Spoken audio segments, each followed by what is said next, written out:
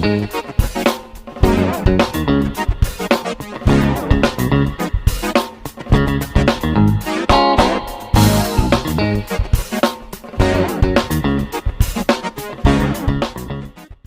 Flashback scene में हम देखते हैं कि अपने लास्ट मोमेंट पर जब ओयुनी को लगने लगता है कि उसका और सूर्योन का मिल पाना अब पॉसिबल नहीं है, तो वो अपनी स्मार्ट वॉच में सूर्योन के लिए एक वॉइस मैसेज रिकॉर्ड करती है, जिसे सुनकर फाइनली सूर्योन को अपने और सोक्योंग के रिश्ते की सच्चाई पता चल जाती है। ये सच पता चलते ही सूर्योन हड़बड़ाहट में सोकुन के पास जाती है और उससे पूछती है कि उसने आखिरी बार सोक्योंग को कब कांटेक्ट किया था।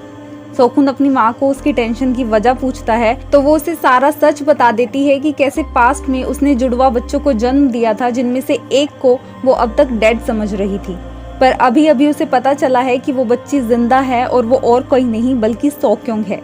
सूर्योन को डर होता है कि क्योंकि सोक्योंग जुदांते की बायोलॉजिकल बेटी नहीं है तो वो उसके साथ कुछ भी कर सकता है, और उसका ये डर बिल्कुल सही होता है, क्योंकि जब सोकुन उसे सोक्योंग की अब्रॉड पहुंचने के बाद की पिक्चर्स दिखाता है तो सूर्योन उन्हें देखते ही पहचान लेती है कि वो पिक्चर्स नकली है। सभी सोच रहे होते हैं कि सोक्योंग इटली में है, लेकिन सच कुछ और ही होता है। जब बेहोश सोक्योंग की आंख खुलती है तो वो एक रिट्रीट सेंटर में होती है जहाँ उसकी एज की काफी गर्ल्स होती हैं। वो वहाँ से निकलने की पूरी कोशिश करती है पर उसके सारे अटेम्प्ट्स बेकार जाते हैं। तभी वहाँ मौजूद गर्ल्स में से एक उसे बताती है कि भागने की कोशिश करना भी बेकार है, क्योंकि आज तक वहाँ से कोई नहीं भाग पाया है। और अगर सोक्योंग उम्मीद कर रही है कि उसका कोई लव्ड वन उसे ढूंढता हुआ वहाँ तक पहुँच जाएगा तो ऐसा भी पॉसिबल नहीं है, क्योंकि जिस जगह वो सब कैद हैं उसकी लोकेशन दुनिया के किसी भी मैप पर नहीं है। और इस तरह सोक्योंग जुदांते की ट्रैप में फंस कर रह जाती है। उधर लोगन की जान बचाने के लिए चोन सोजिन से नजरें बचाकर युनचुल उसकी बॉडी में एक मेडिसिन इंजेक्ट करता है और मैजिकली वो इंजेक्शन लगते ही लोगन को होश आ जाता है। युनचुल उसे बताता है कि वो पिछले 7 महीनों से इसी कंडीशन में है और वो उसका इलाज कर रहा है। लोगन युनचुल को बता देता है कि उसकी हालत के लिए जुदांते जिम्मेदार है, क्योंकि ब्लास्ट से पहले उसने जुदांते को उस जगह पर देखा था। पर इन सब के अलावा सबसे हार्ट टचिंग मोमेंट तब होता है जब अपनी परवाह ना करते हुए लोगन युनचुल से सूर्योन के बारे में पूछता है, क्योंकि वो उसकी सेफ्टी को लेकर वरिड होता है। जिस वक्त लोगन और युनचुल बात कर रहे होते हैं, अचानक चोन सोजिन वहां पहुंच जाती है। लोगन को मूव करते देख चोन सोजिन सरप्राइज हो जाती है, पर युनचुल सच को छिपाते हुए चोन सोजिन से कहता है कि लोगन की हालत काफी क्रिटिकल है और उसके पास अब कुछ ही घंटों का वक्त बचा है। ये सुनकर चोन सोजिन अपने उस प्लान को एग्जीक्यूट करने का डिसाइड करती है जिसके लिए उसने लोगन की जान बचाई थी। उधर सूर्योन को टेंशन में देखकर सोकुन उसे प्रॉमिस करता है कि वो सोक्योंग को ढूंढकर उसे सही सलामत वापस लेकर आएगा। क्योंकि सोकुन अब जुदांते की कंपनी के लिए काम करने लगा है तो जुदांते को उस पर यकीन हो जाता है और इसी बात का फायदा उठाकर सोकुन अपनी बहन के बारे में इन्वेस्टिगेट करना शुरू कर देता है। सोक्योंग की किडनैपिंग को कंफर्म करने के लिए सोकुन उसे मैसेज करता है तो वो देखता है कि जुदांते का सेक्रेटरी उसके मैसेजेस का रिप्लाई कर रहा है, जिसके बाद वो सेक्रेटरी पर नजर रखना शुरू कर देता है। वहीं चोंगा आर्ट सेंटर में ऑडिशन का दिन आ जाता है और हमेशा की तरह ही अपनी बेटी उनबिल को विनर बनाने के लिए चोन सोजिन अपनी चीप ट्रिक्स का इस्तेमाल करती है। वो वही सॉन्ग सिलेक्ट करती है जिसे उनबिल सबसे बेस्ट गाती है।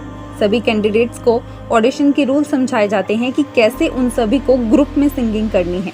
इसके अलावा परफॉर्मेंस के बीच में जिस भी कैंडिडेट पर लाइट पड़ेगी उसे सोलो सिंगिंग करनी होगी। रूल्स क्लियर करने के बाद शो स्टार्ट होता है और पूरा सेटअप इतना ग्रैंड होता है कि अगर आप लोगों की भी क्लासिकल सिंगिंग के बारे में नॉलेज मेरी तरह जीरो है तो भी आप पूरी परफॉर्मेंस को एंजॉय करोगे।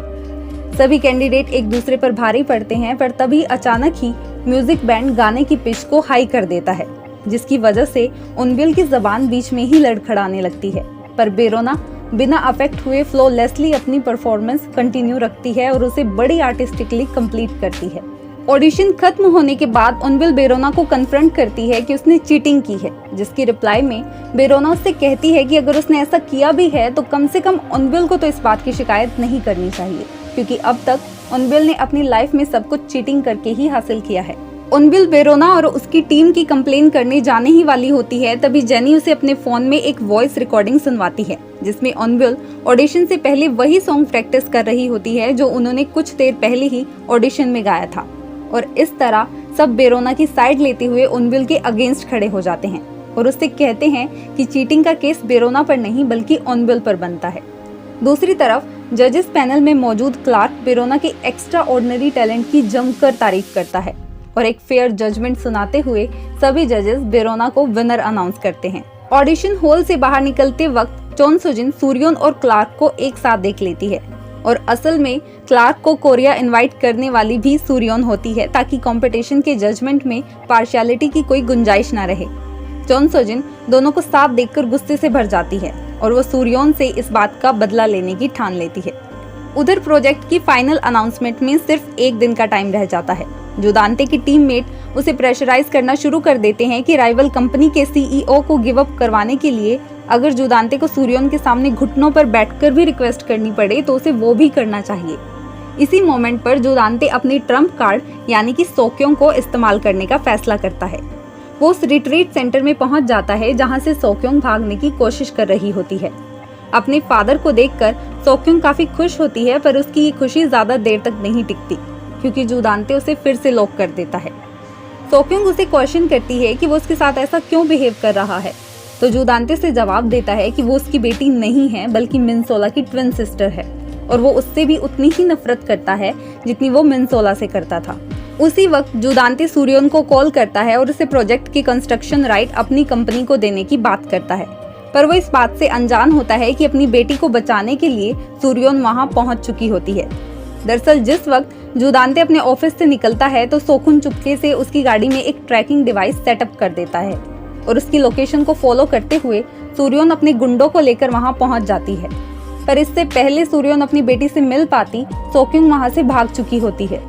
सूर्योन को उसका लिखा एक मैसेज मिलता है जिसमें वो उससे कहती है कि जुदांते अब उसे नहीं पकड़ पाएगा और वो सब कुछ ठीक करने के बाद ही वापस लौटेगी। दूसरी तरफ वो साइको हाउसकीपर उनबिल को अपनी तरफ रखने के लिए उसे वो मेमोरीज इरेज करने वाला ड्रग देना कंटिन्यू रखती है और जब एक दिन उनबिल को मेडिसिन देने के लिए वो हाउसकीपर हेरा पैलेस आती है तो बेरोना की नजर उस पर पड़ती है और उसके हाथ वो मेडिसिन लग जाती है।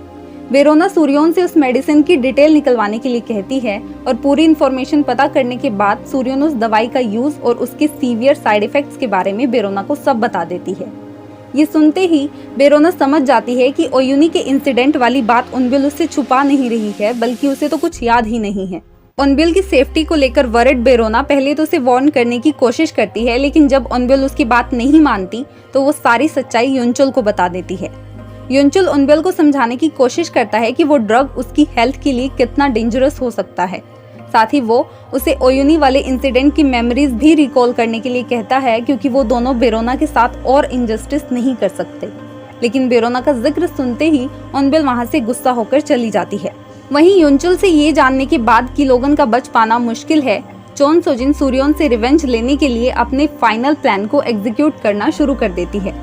वो जुदांते से कहती है कि इस बार सूर्योन को वो हैंडल करेगी जिसमें उसे जुदांते की हेल्प चाहिए और अगर सब कुछ प्लान के अकॉर्डिंग रहा तो जुदांते को भी मिस्टर बेक से हमेशा हमेशा के लिए छुटकारा मिल जाएगा।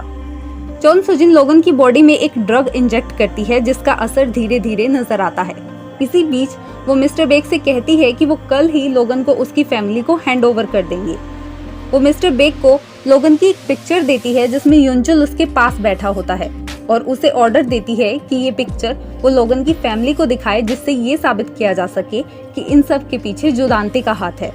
और क्योंकि युनचुल जुदांते के लिए काम करता है तो लोगन की फैमिली आसानी से उनकी इस बात पर यकीन कर लेगी। मिस्टर बेक वैसा ही करता है और वो फोटो देखते ही लोगन का पता लगाने के लिए उसकी फैमिली अपने अंग्रेज गुंडों को लेकर जुदांते के घर पहुंच जाती है, जहां प्लान के अकॉर्डिंग जुदांते उन पिक्चर्स को देखकर लोगन की फैमिली को कन्विंस करता है कि लोगन हेरा पैलेस में है और सूर्योन ने उसे पेंट हाउस में छुपा कर रखा हुआ है। जुदांते लोगन की फैमिली से कहता है कि पास्ट में जो कुछ भी उन्होंने मिनसोला के साथ किया था उसी का रिवेंज सूर्योन अब लोगन से ले रही है। वहीं दूसरी तरफ पेंट हाउस में काम करने वाली मेड सूर्योन को बहाना बनाकर पीछे वाले स्टोरेज रूम की तरफ लेकर जाती है, जहां जुदांते और चोन सोजिन ने पहले से ही लोगन को रखा हुआ होता है। सूर्योन की स्टोरेज में एंटर करते ही जुदांते लोगन की फैमिली को लेकर वहां पहुंच जाता है और वो सभी सूर्योन को रंगे हाथों पकड़ लेते हैं।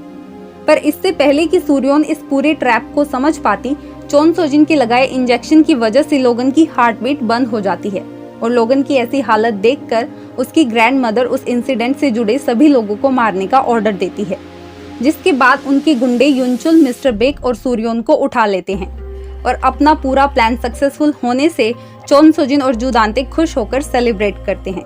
लेकिन अगले ही सीन में हम देखते हैं कि वो गुंडे सूर्योन को एक मिस्टीरियस जगह ले जाकर बंद कर देते हैं, जहां वो बार बार उनसे लोगन को देखने की रिक्वेस्ट करती है और किसी लैंप के जिनी की तरह ही सूर्योन की ये विश ग्रांट कर दी जाती है, क्योंकि उसी वक्त एक व्हील चेयर पर लोगन उस रूम में एंट्री करता है, जिसे देखकर सूर्योन हैप्पीली सरप्राइज्ड हो जाती है।